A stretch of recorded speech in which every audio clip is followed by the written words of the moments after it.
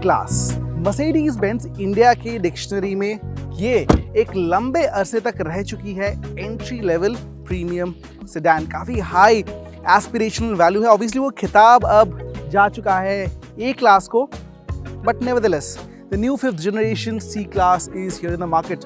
कीमत की बात करें शुरू होती है 55 lakh for the petrol, 56 for the diesel, और अगर आपको ये चमचमाती AMG लाइन 300D लेनी है तो आपको चुकाने पड़ेंगे 61 lakh rupees ex showroom. This prices make it the most expensive buy in this segment. मतलब BMW 3 series, Volvo XC60, Audi A4 और Jaguar XC से ये सबसे ज़्यादा कीमती है।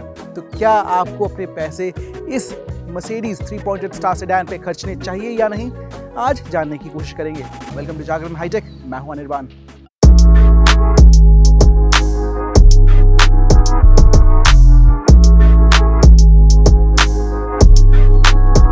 Ground clearance.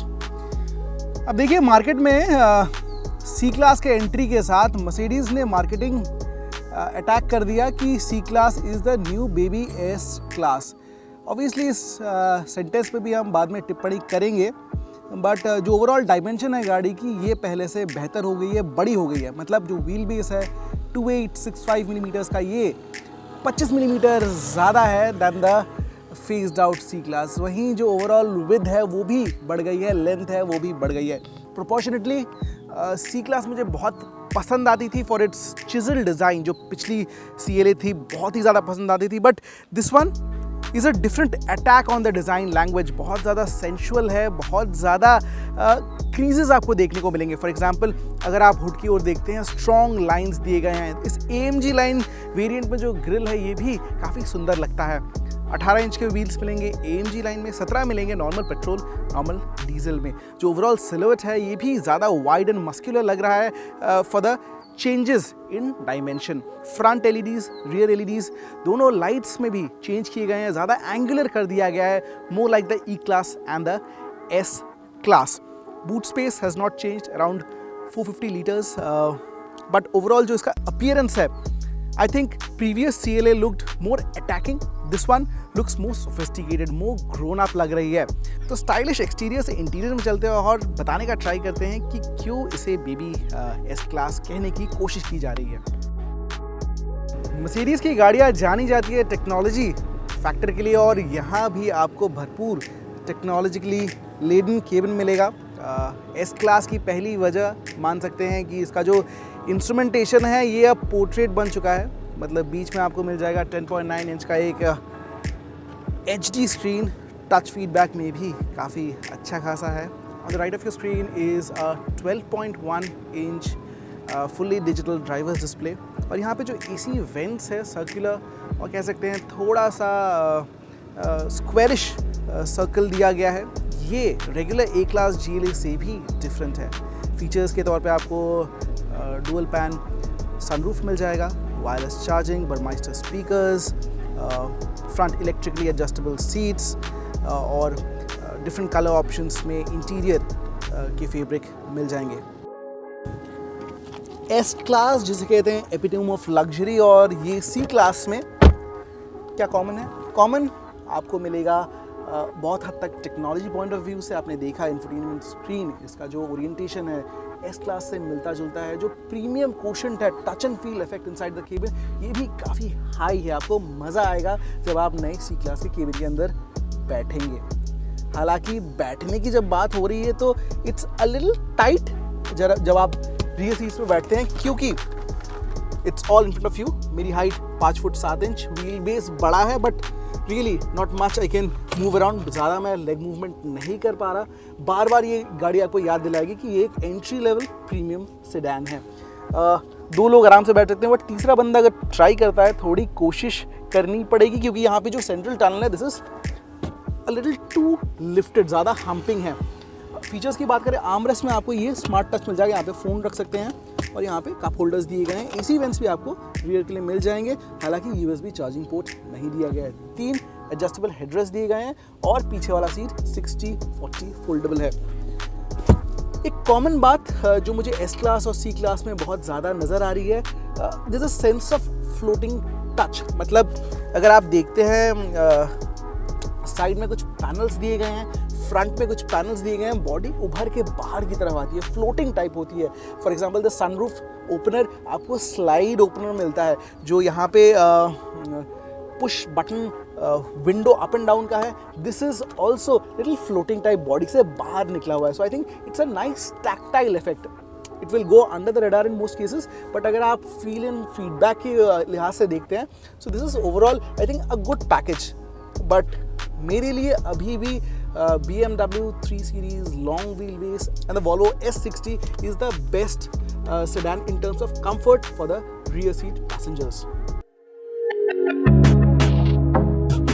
C-Class Benz की बात करें 5th जनरेशन में आपको 3 इंजन ऑप्शंस देखने को मिल जाएंगे, पेट्रोल, 220D डीजल और the highest speed of tune जो हम चला रहे हैं 300D डीजल। आउटपुट की बात करें, स्पेक शीट ऑब्वियसली आपको मिल जाएगा, नीचे नंबर्स आप देख सकते हैं, लगभग 200 हॉर्स पावर पेट्रोल और डीजल में। और ये जो AMG लाइन वेरिएंट है यहाँ पे आपको लगभग 261 हॉर्स पावर का आउटपुट मिल जाएगा। जोड़ा गया है 9 स्पीड ऑटोमेटिक ट्रांसमिशन के साथ, पैडल शिफ्टर्स के साथ आता है। यहाँ पे हम बताने वाले हैं फीडबैक कैसा है।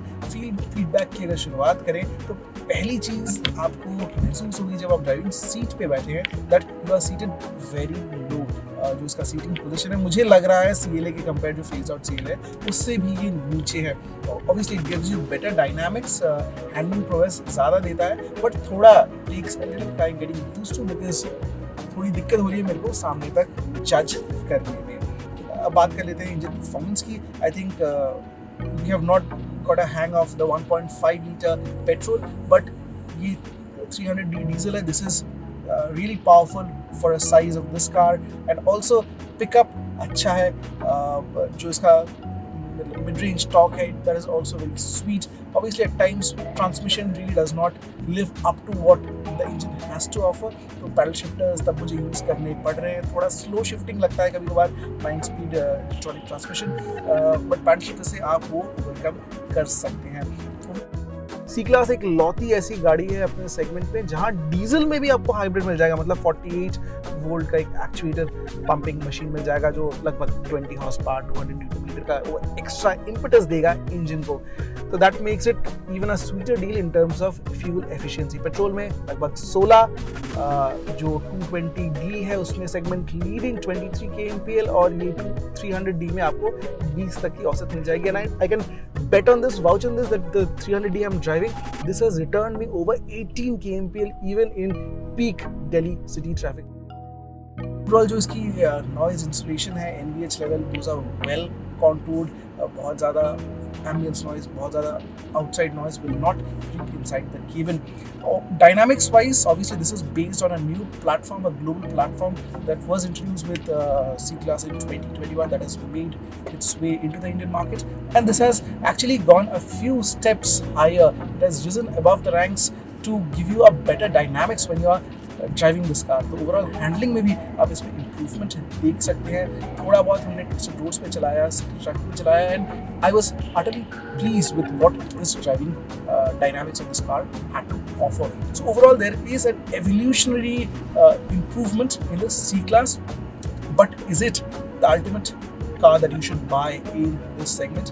I think I still have doubt, because I would like to put the BMW 3 Series right up against this car. 3 Series has been really close to my heart because it is one of the best enthusiast car in this segment, and I think it will give a strong challenge to the new C-Class.